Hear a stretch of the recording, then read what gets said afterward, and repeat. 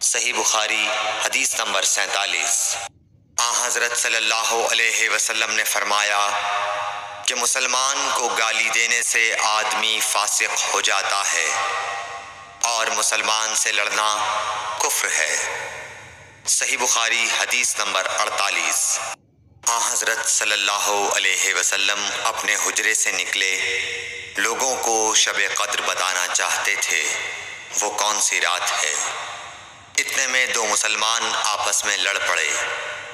آپ صلی اللہ علیہ وسلم نے فرمایا، میں تو اس لیے باہر نکلا تھا کہ تم کو شب قدر بتلاؤں، اور فلاں فلاں آدمی لڑ پڑے تو وہ میرے دل سے اٹھا لی گئی، اور شاید اسی میں کچھ تمہاری بہتری ہو، تو اب ایسا کرو کہ شب قدر کو رمضان کی 27ویں، 29ویں اور 25ویں رات میں ڈھونڈا کرو۔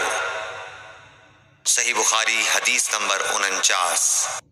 ایک دن حضرت صلی اللہ علیہ وسلم لوگوں میں تشریف فرما تھے کہ آپ کے پاس ایک شخص آیا اور پوچھنے لگا کہ ایمان کسے کہتے ہیں۔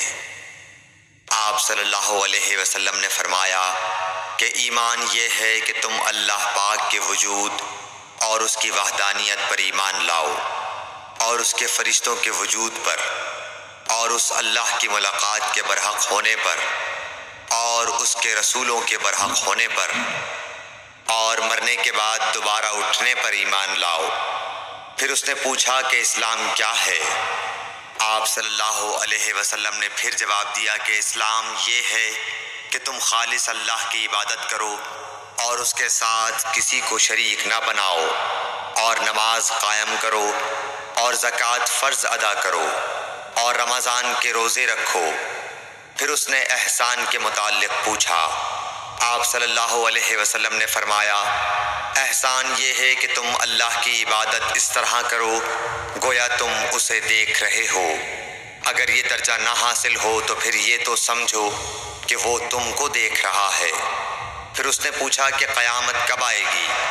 آپ صلی اللہ علیہ وسلم نے فرمایا کہ اس کے بارے میں جواب دینے والا پوچھنے والے سے کچھ زیادہ نہیں جانتا، البتہ میں تمہیں اس کی نشانیاں بتلا سکتا ہوں۔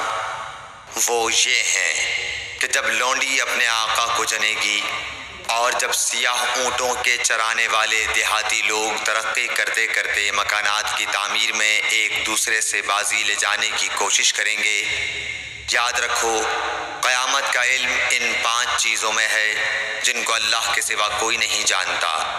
پھر آپ صلی اللہ علیہ وسلم نے یہ آیت پڑھی کہ اللہ ہی کو قیامت کا علم ہے کہ وہ کب ہوگی۔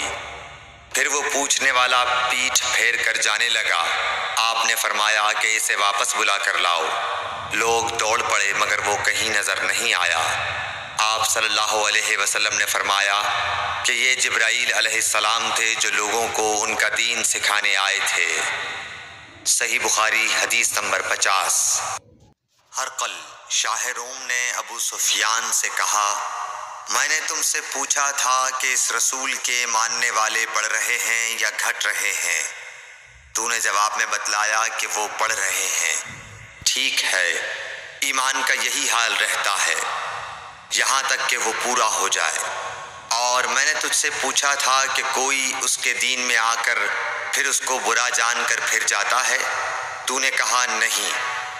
اور ایمان کا یہی حال ہے، جب اس کی خوشی دل میں سما جاتی ہے تو پھر اس کو کوئی برا نہیں سمجھ سکتا۔ صحیح بخاری حدیث نمبر 51۔ حضور اکرم صلی اللہ علیہ وسلم فرماتے تھے، حلال کھلا ہوا ہے اور حرام بھی کھلا ہوا ہے، اور ان دونوں کے درمیان بعض چیزیں شبہ کی ہیں جن کو بہت لوگ نہیں جانتے کہ حلال ہیں یا حرام۔ پھر جو کوئی شبہ کی چیزوں سے بھی بچ گیا اس نے اپنے دین اور عزت کو بچا لیا، اور جو کوئی ان شبہ کی چیزوں میں پڑ گیا اس کی مثال اس چرواہے کی ہے جو شاہی محفوظ چراگاہ کے آس پاس اپنے جانوروں کو چرائے۔ وہ قریب ہے کہ کبھی اس چراگاہ کے اندر گھس جائے اور شاہی مجرم قرار پائے۔ سن لو، ہر بادشاہ کی ایک چراگاہ ہوتی ہے۔ اللہ کی چراگاہ اس کی زمین پر حرام چیزیں ہیں، پس ان سے بچو۔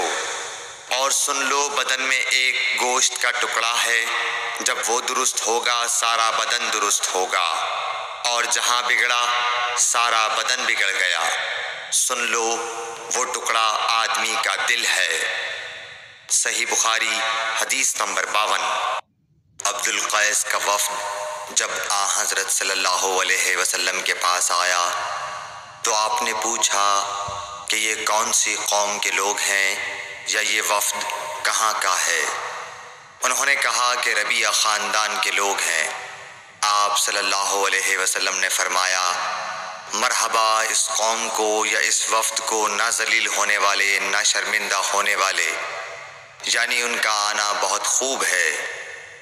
وہ کہنے لگے، اے اللہ کے رسول صلی اللہ علیہ وسلم، ہم آپ کی خدمت میں صرف ان حرمت والے مہینوں میں آ سکتے ہیں، کیونکہ ہمارے اور آپ کے درمیان مضر کے کافروں کا قبیلہ آباد ہے۔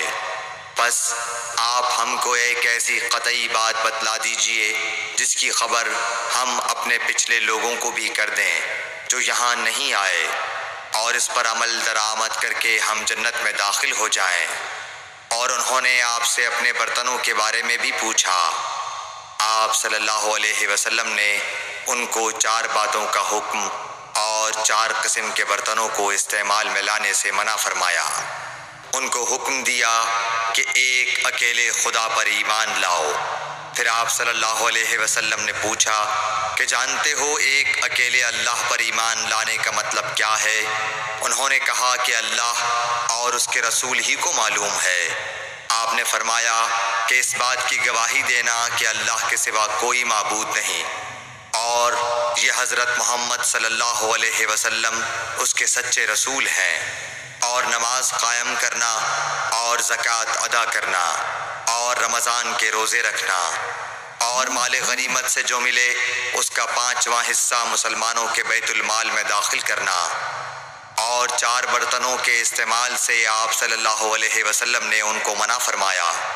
سبز لاکھی مرتبان سے اور کدو کے بنائے ہوئے برتن سے، لکڑی کے کھودے ہوئے برتن سے اور روغنی برتن سے، اور فرمایا کہ ان باتوں کو حفظ کر لو اور ان لوگوں کو بھی بتلا دینا جو تم سے پیچھے ہیں اور یہاں نہیں آئے ہیں۔